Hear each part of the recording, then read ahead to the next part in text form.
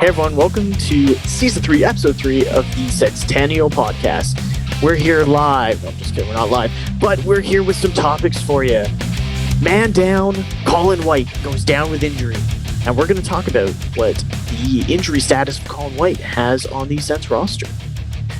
Waiver wire welfare. I know, alliteration, fun stuff. Will the Sens grab someone off the waiver wire to help fill the void that Colin White left behind? The Shane Pinto show. Do I really need to say more? Shane Pinto's been a beast, and we're going to talk about it. Cause for concern. Tkachuk remains unsigned as the end of preseason nears. What's going to happen with that situation? And Deja Vu Defense. Is DJ Smith repeating his blue line mistakes from last season? We're going to talk about it. So, with all that being said, welcome everybody to the show. Thanks for tuning in. If you haven't already, please check us out on YouTube at Centennial Podcast. We have a YouTube channel. We're going to try and do more uploads there regularly and hopefully with some guests thrown in from time to time. And so, yeah, please toss us I guess it's a subscription. I shouldn't say follow, my bad. Like, comment, and subscribe. Yeah, classic, whatever YouTube. Ray William Johnson. Oh, God. That's a throwback. And also, we're on Twitter and Facebook and Instagram, but definitely most active on Twitter, especially on game nights. So follow us there at Centennial. So with that being said, we will get underway here. And like I said, man down, Colin White goes down with an injury. The teams come out and said it is a long-term injury, likely. And we don't know exactly what it is. He was holding his arm or shoulder while leaving the ice. So we can presume it was an upper body injury. Something happened there. And what are the Sens going to do to fix that roster spot? Bennett, I'll throw it to you first. Yeah, obviously it's a huge bummer for Colin White. I think we were all hoping for him to have a good season this year. You know, last year started off with some weirdness, but he was out of the lineup. And I think, people were hoping that he'd start fresh and, right from the go this year, and that we'd hopefully see a bit of a bounce back. Obviously, we know his production has been kind of so-so ever since he signed that deal. Last season, he had 18 points in 45 games played. So in like a purely statistical sense, what we're replacing is not that significant. It's more like the spot that he holds in the lineup. I think that,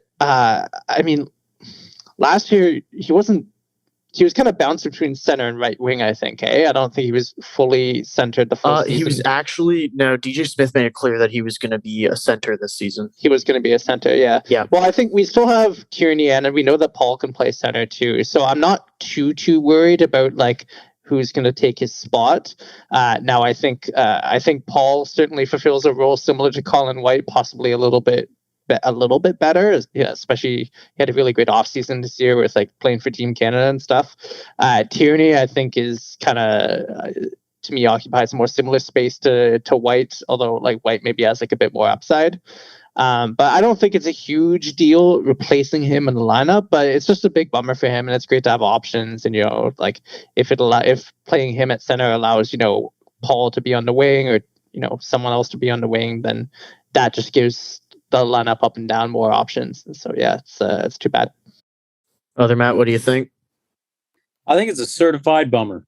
I was really hoping Colin White would have a big season. Obviously, his offense leaves a lot to be desired, especially considering he's a first round pick. Put up 40 points when he did play with Mark Stone, but all that to say, he hasn't really lived up to his contract, which admittedly is a bit of a bummer, but I do think he brings a lot to the table defensively. He's a really defensively responsible forward, but he last year was not given a fair shake right from the get-go. Players that probably shouldn't have been in the NHL anymore, not taking his spot. Is a bit ridiculous, and I think it's going to be a consistent issue with DJ Smith being the coach. He's going to pick and choose guys that he's not a huge fan of. I don't know if you guys remember, but the memes of did Colin White go and kick DJ Smith's dog or something. Like who did he kill of DJ Smith's family that he's not going to play him? But it was totally true, and now he was all but assured this third line center slot. And which bums me out is he was never really given an opportunity at that second line center spot. But like Chris Tierney was, which to me is just baffling. But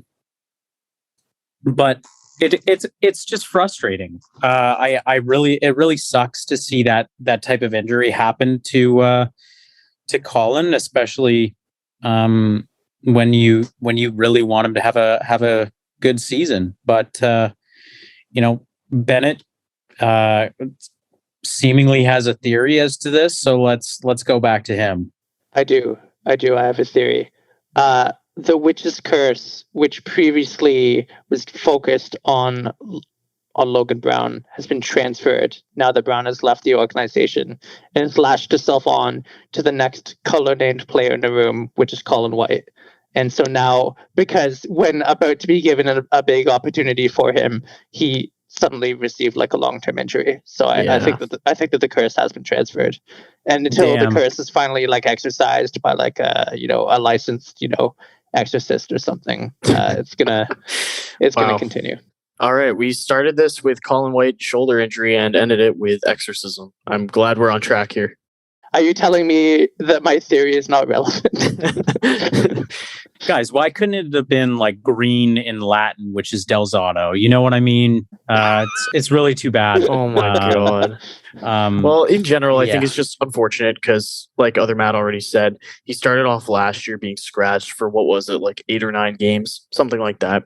He really didn't get a chance to step into the lineup. Paquette got more of a chance. Stepan got more of a chance. Fuck that dude. Yeah, and I just think that, those are two guys who Stepan, especially, there was higher expectations for him. But Paquette, like, I don't ever think he fit in on the roster. And the Senators should have been playing Colin White, a guy who you wanted to get going, a young player. You just paid him a big contract recently. You need to get him going. So it does suck that he was injured. And I hope that he's really only out like at max like a month. If he can come back after a month, maybe 6 weeks, hopefully he can get most of the season in and the Senators can have a better idea of what to do with him. Because if they choose to buy him out this offseason, they pay a small percentage of his salary each year. I think if they buy him out this summer, his buyout's like under $900K per season. It is like 6 years, but after this season, that buyout becomes a lot more pricey. And I think if you're trying to save money for bigger contracts in the future for players who look like they may have more of a chance of panning out, then that's going to be key. So this season, I think, really is key for Colin White to get playing time and to see how effective he is and whether he's still deserving. I should say still deserving, but we'll just say deserving going forward of the contract money that he is making. Yeah. And like one final note, like this injury clearly shows that our center depth is crap. And like we need to start drafting some more quality centers. Like a Tkachuk seems to be, could very well be like a third line center, but damn, like we don't have anybody in Belleville right now. Yeah. Worth noting. That's definitely true. I think that this kind of perfectly leads into the second topic that we want to bring up, which is the waiver wire welfare. So will the Senators pick somebody up off the waiver wire, maybe hit that cap floor, get somebody to come in who can produce, if St. Louis puts Logan Brown on waivers? No, I'm just kidding. But it's possible. Every year there's a few players who get put on waivers that people kind of like take a look at and are like, okay, maybe. We already saw Clyde go on waivers, who I'm surprised wasn't taken. Nice left-handed defenseman, young guy. But maybe somebody comes off on waivers, and if that's the case, what do you think the Senators take a look at someone, other Matt? I hope so.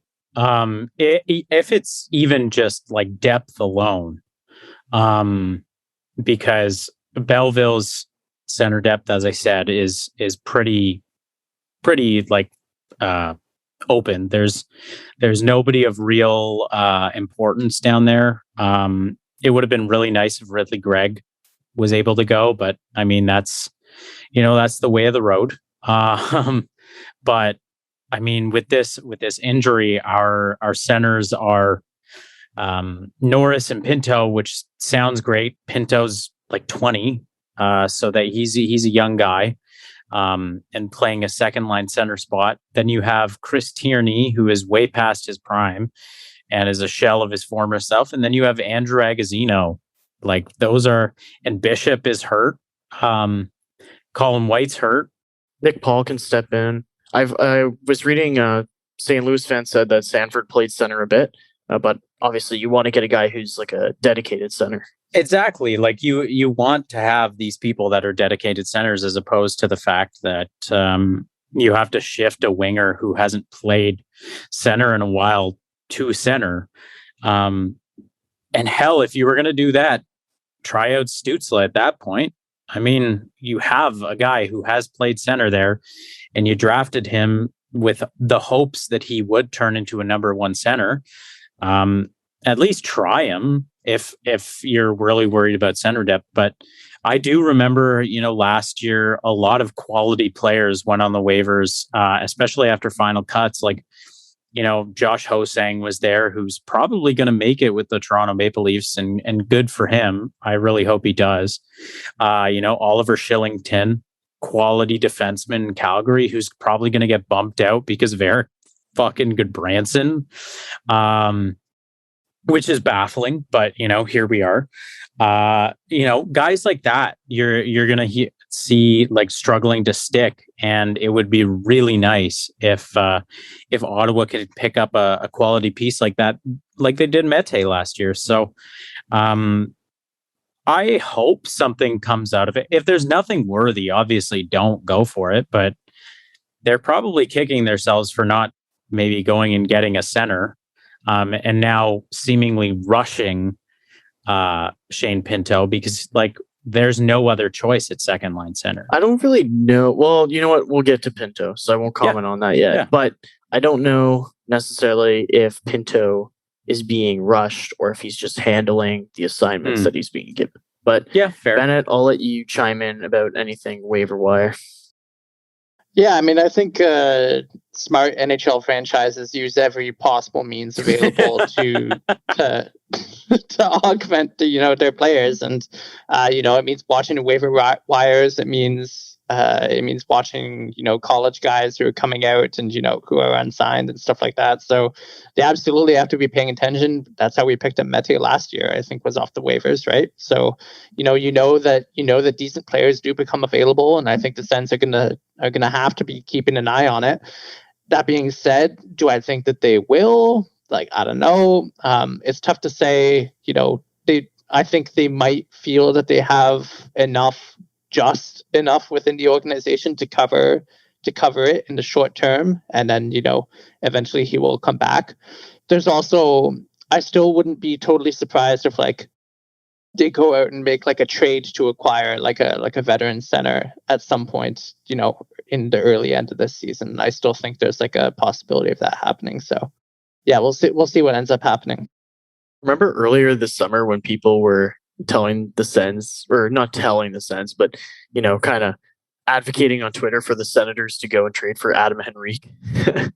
Yeah. Yeah. I keep hearing that mentioned like from time to time, but I just personally don't think it's a good idea, and I'm sure many people agree. Like 3 years left. I didn't say it's a good idea. I said I do hear it tossed about. And I'm just saying for the people who were kind of pumping it up there on Twitter over the summer, for a dude who's got 3 years left at $5.8 million already on the wrong side of 30. Yeah, I'm not interested in that. But anyway, we'll see. Hopefully, someone sneaky drops onto waivers and maybe the Senators can grab them. But now we'll move on to the Shane Pinto show. And man, Shane Pinto has looked so good. And he hasn't blown it away points production in preseason, but he does have 3 points in 3 games. He's looked very, very solid, very capable. And my personal opinion, I think he's been the best Ottawa Senator in this exhibition schedule so far. So, Ben, I'll let you chime in on Shane Pinto here.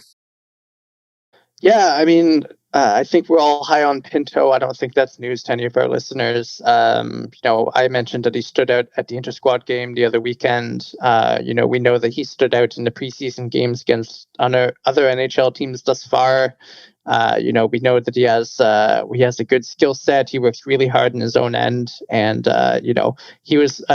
DJ Smith was already relying on him near the end of last season, and he only played like a half a dozen, 10 games max. I don't remember off the top of my head, but he wasn't around for that long. But he very quickly ingratiated himself to the coach, which is with his high work rate.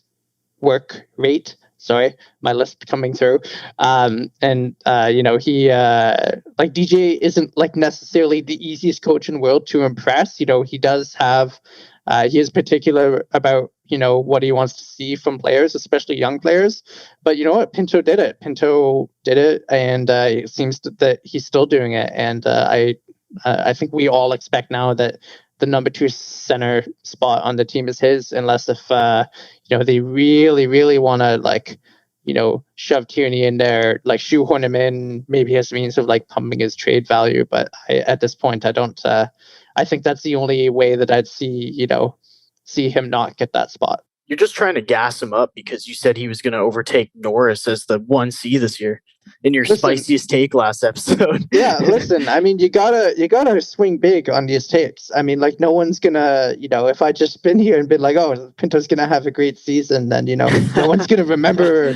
No one's gonna remember, my name, our podcast. Like, it's all about. Listen, you get take a big swing, and if you get it right, shout it from the rooftops, and if you don't, just pretend it never happened. It's not like we're recording this, are we? Yeah, exactly. It's no proof. All right, how about you, other Matt? What you thinking about good old Shane Pinto here? I think he's a wonderful player. His defensive ability speaks for itself. He was used on the PK. I think one game into his NHL career last season. Now he's super quick. Yeah. Yep. And now he's stapled to it. The fact of the matter is his offensive game is there. If he plays with a guy like Stützle and Brown, I've never, like, out of all the preseason games that Stützle and Brown played together, they had the most chemistry they've had yesterday. Stützle had like 5 or 6 shots, and a couple of them were really quality, and Jack Campbell was just there to save them. But Shane Pinto found Stützle on the rush a lot of times with some really solid passing. He's a really solid defender, as I said. He's really turned into a really quality player right from the jump for the Sens. I mean, every year he seems to be putting doubters' thoughts to bed, sort of thing, going from, a wild card at the USA World Junior team, and then being tied for the leading scorer, or maybe I don't think lead, because Trevor Seagraw actually caught fire a little bit, but he was second in scoring, and he was consistent as hell.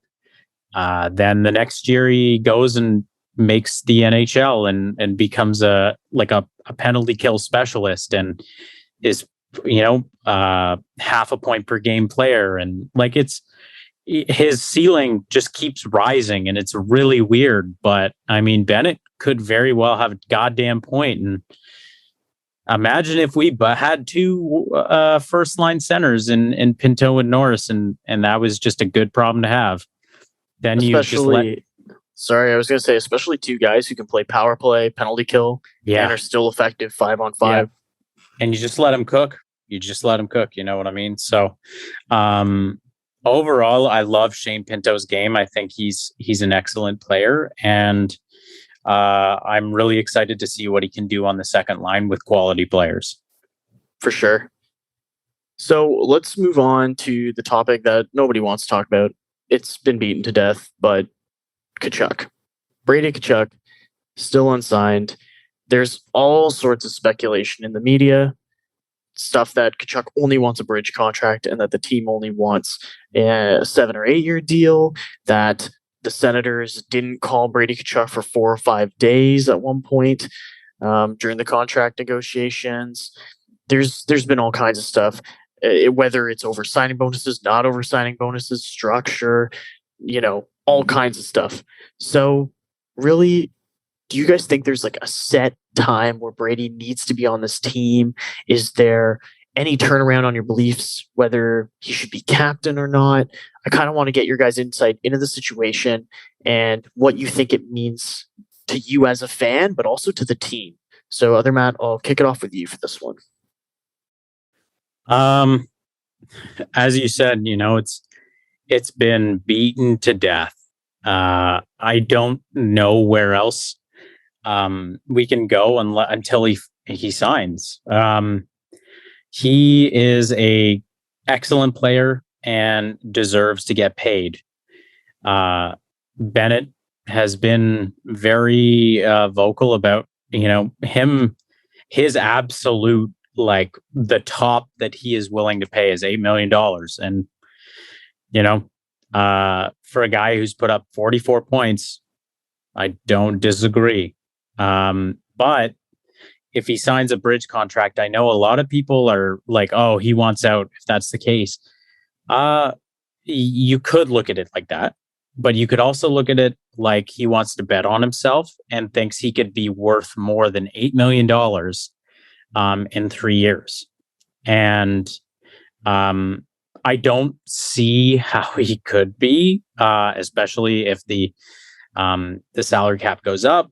Let's say Stützle has better offensive years during that time than him. Yeah, sure, he's probably going to be our captain. And also, side note, is pretty telling that they haven't announced a captain yet, so exactly who they want to pick. But you need to sign the guy to a contract. Melnyk doesn't get a decision in who becomes captain or not. And I would make that very clear if I was Pierre Dorion and DJ Smith. He does seem like the heart and soul of the team, and from what I understand, it was cool because Josh Norris came out today and said, we have talked about this. He does want to be here. But I haven't really talked to him about negotiations or whatever. So I don't get the sense that he wants out. I don't get that. But I think he wants to bet on himself and do a bridge and make more money in 3 years. Will he statistically be worth more than $8 million? Probably not. Will he do more for the team to make him worth more than $8 million? Definitely a possibility. I mean, it could also be too, like, hypothetically, if he signs a bridge deal and the Senators make the playoffs in years 2 and 3 of that bridge deal, if it's a 3-year deal, then that could also potentially, for him and his camp, think that his value as a player will increase after a strong playoff showing, if that happens, right? So that's a possibility as well, for sure. But I'll let Bennett chime in here because I know he loves the Brady Tkachuk takes on the podcast. Man, I don't think I deserve this reputation as some kind of like Brady Tkachuk hater. I mean, I think. I'm not saying that you are. I know. I think you're absolutely realistic with his with the amount. Yeah. It's like we know. We know what he brings to this team, and we know what he doesn't bring to this team. And I think that's all that we have to say. It's like we know that a lot of the value that he brings to the Senators isn't necessarily on the ice. It's in the dressing room, it's in the media, it's in the way that he talks to and about the team in interviews and stuff like that. It's great. Going into last season, at the start of the year, I said, Shabbat should be the captain of this team. Brady won me over last year over the course of the season. I think he did a lot of people. The longer this goes on, the more I'm thinking, just give it to Shabbat. Because not that I don't think that I think Tkachuk has every quality you could possibly look for in a captain, but it's really hard to plant your flag and say, I'm the team first guy if you're not on the ice on the first game of the season. If that happens, I think he loses a bit of his negotiating position, that that's what he brings to this team.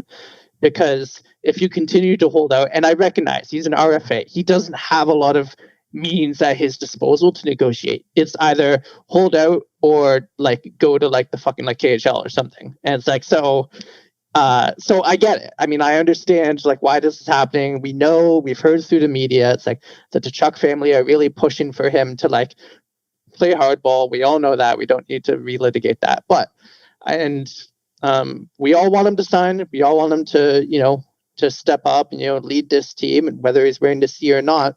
But I think that I am not alone, because I'm on Twitter, I'm on Reddit. I see people talking about this all the time. I'm not alone in thinking that his value to the team is being diminished by the longer that this goes on. And I think that it is worth recognizing that. Yeah, and I think there's definitely some argument to be made that the longer this does go on, it does hurt his reputation in the market. I've already seen people, starting to be like, hashtag not my captain and all that crap. Again, Reddit, all that stuff, people are really turning on him. Some people are like, I'm waiting to kind of see what's happening. And there's just so much speculation out there right now. And yeah, personally for me, I think Tkachuk is hands down the captain of this team, and people are so quick to want to point a finger in this market. It is a very toxic market because we have this, little brother syndrome almost when we look at teams like the Leafs and the Habs, who have really financially sound backings that don't have issues with handing out money like it's candy. And so when the Senators, need to retain their players, it's almost like we get so not violent, but angry about these things because we want all of our players signed immediately. And we just, don't always get that. And I know the Habs lost Kotkaniemi this summer because they didn't want to pay him that money. There can be an argument to be made about that, but just going off historically, they handed out $10.5 million to Carey Price. There were no issues around that. They handed, Anderson, what did they give him? $5.5 million over 7 years, per year. And he was a guy who had a very rough year in Columbus, plagued by injuries.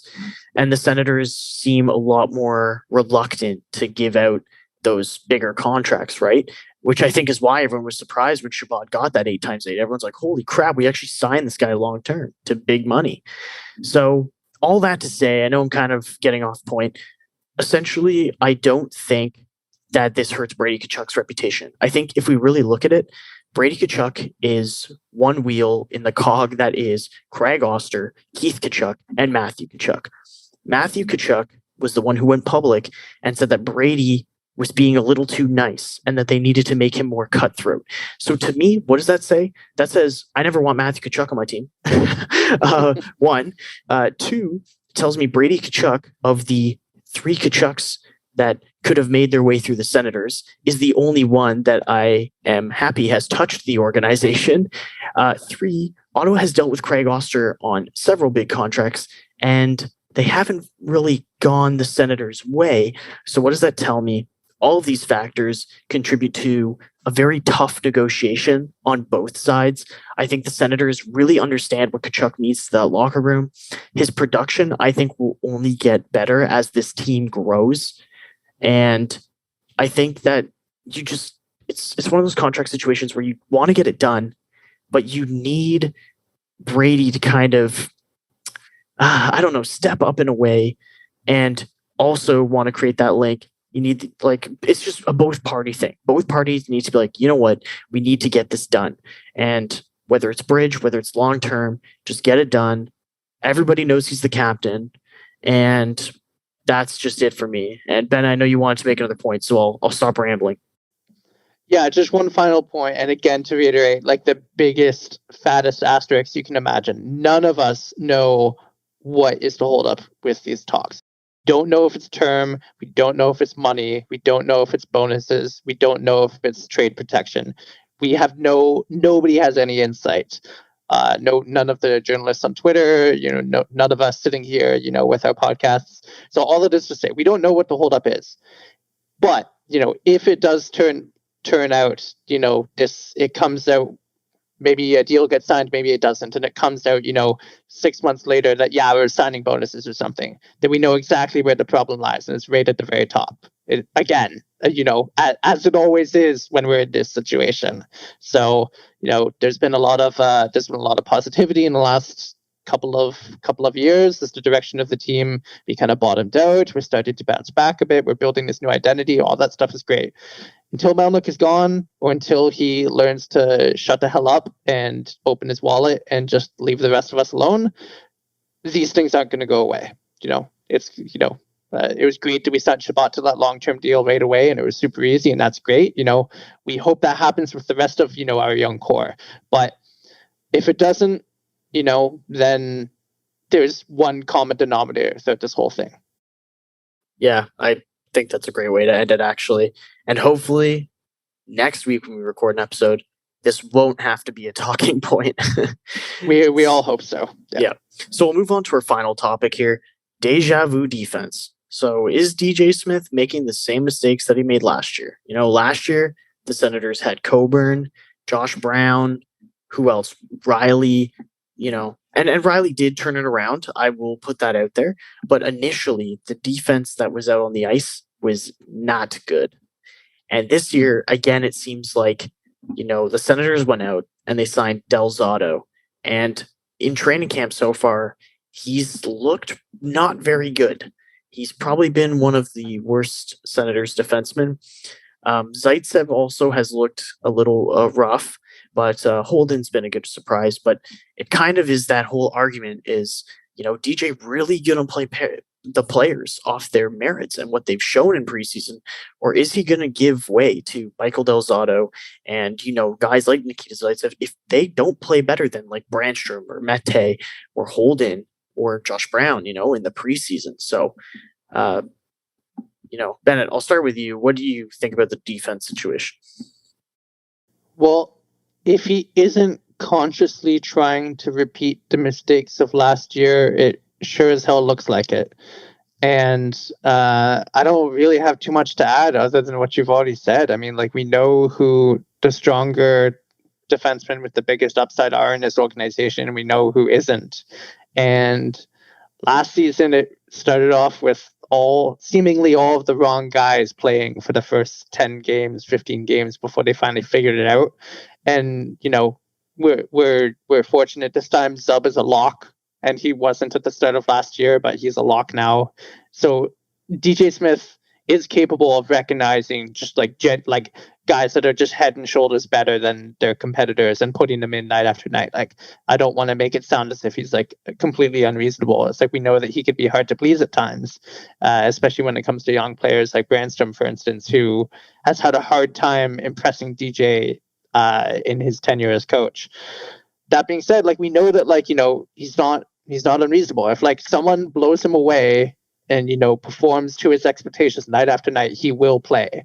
I think he's going to give Del Zotto and Brown and some of those guys a chance off the bat. I would not be surprised to see that be the opening night lineup. But we know that he's not above ditching those guys later into the season. We know he's perfectly willing to do that. So I hope that if we do go that route again, he's learned some lessons from last year and he doesn't wait so long before making the necessary changes.